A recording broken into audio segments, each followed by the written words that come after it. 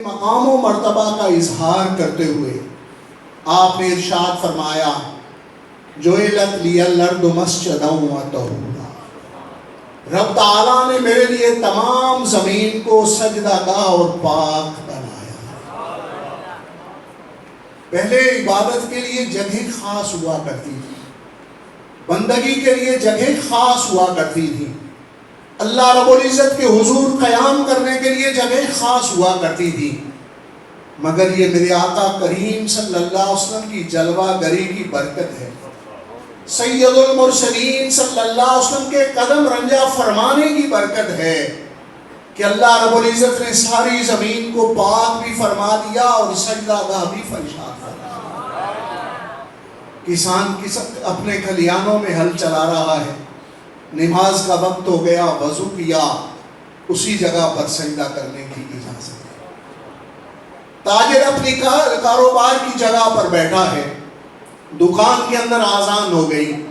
وضو کیا، اسی دکان کے کسی حصہ میں اللہ کے حضور پیش ہو سکتا ہے۔ یہ نبی پاک صلی اللہ علیہ وسلم کا کرم ہے، آپ کی مہربانی ہے۔ اس زمین کے اجزائے ترکیبی تبدیل نہیں ہوئے، جو اس کے مرکبات تھے وہی ہیں، تبدیلی صرف یہ ہو گئی کہ آمنہ کے لال کے قدم مبارک اس زمین پر لگا۔ سب سے اولا ہو آلہ ہمارا نبی، سب سے بالا ہو بالا ہمارا نبی۔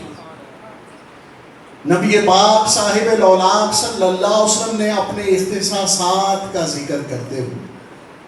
اپنی وجوہ فضیلت کا ذکر کرتے ہوئے ارشاد فرمایا، میرے آقا کریم صلی اللہ علیہ وسلم نے فرمایا ختم بین نبیون، اللہ رب العزت نے مجھ پر نبیوں کو ختم فرما دیا، میرے سر اقدس پر ختم نبوت کا تاج سجایا، مجھ پر رب تعالیٰ نے نبوت کو ختم فرما دیا۔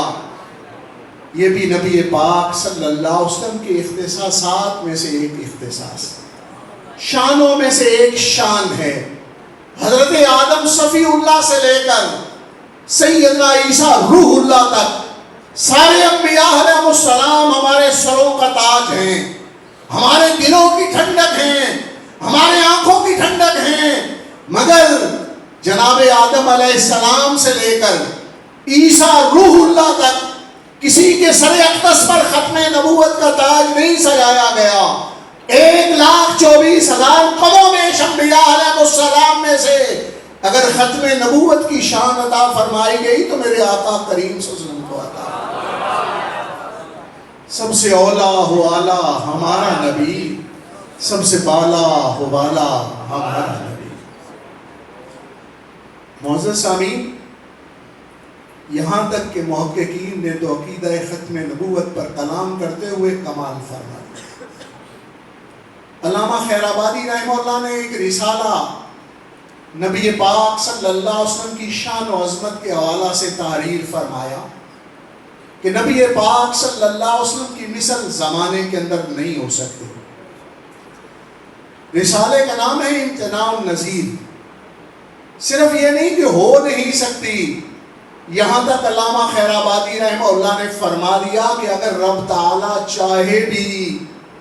تو نظیر محمد صلی اللہ علیہ وسلم پیدا نہیں کر سکتا۔ زمانے کے علماء نے حضرت پر گرفت فرمائی کہ بھائی اتنی بات بڑی کیسے کہہ گئے، ان اللہ علی کل شیء قدیر، بے شک اللہ رب العزت تو ہر چیز پر قادر ہے، آپ کیسے کہتے ہیں کہ اللہ رب العزت نبی پاک صلی اللہ علیہ وسلم کی نظیر تخلیق نہیں فرما سکتے؟ تو علامہ خیر آبادی رحمہ اللہ نے فرمایا کہ اس زوم کے اندر نہیں کہا کہ بر صغیر کے تمام علماء منطق و فلسفہ ہمارے پاس سے پڑھے ہیں، ہمارے شاگرد ہیں، کوئی بات نہیں کرے گا، بلکہ میرے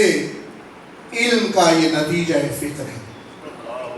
میرے مطالعہ کا یہ نتیجہ فکر ہے کہ اللہ رب العزت نظیر محمد صلی اللہ علیہ وسلم تخلیق نہیں فرما سکتا۔ علماء نے پوچھا، پھر اتنے پر بات ختم نہیں ہوگی، چونکہ علماء پھر پوچھتے ہیں، انہوں نے کہا دلیل ذکر فرمائیں، کیسے آپ نے یہ بات فرما دی؟ تو علامہ خیرآبادی رحمہ اللہ نے فرمایا آپ نہیں جانتے کہ میرے آقا کریم صلی اللہ علیہ وسلم کے مراتب میں سے، آپ کی شان میں سے اور آپ کے والا مقام میں سے یہ مقام ہے کہ آپ تاجدار ختم نبوت صلی اللہ علیہ وسلم۔ اگر اللہ رب العزت نذیر محمد صلی اللہ علیہ وسلم تخلیق کرے تو پھر ختم نبوت کے تاج کے اندر نقب لگے، اگر اس کے سر پر ختم نبوت کا تاج نہ سجائے تو پھر وہ نذیر محمد صلی اللہ علیہ وسلم ہو نہیں سکتا۔ اس لیے علامہ خیرآبادی رحمہ اللہ فرماتے ہیں کہ نہ کوئی دوسرا تاجدار ختم نبوت آ سکتا ہے اور نہ ہی رب تعالی نذیر محمد تخلیق فرما سکتا ہے۔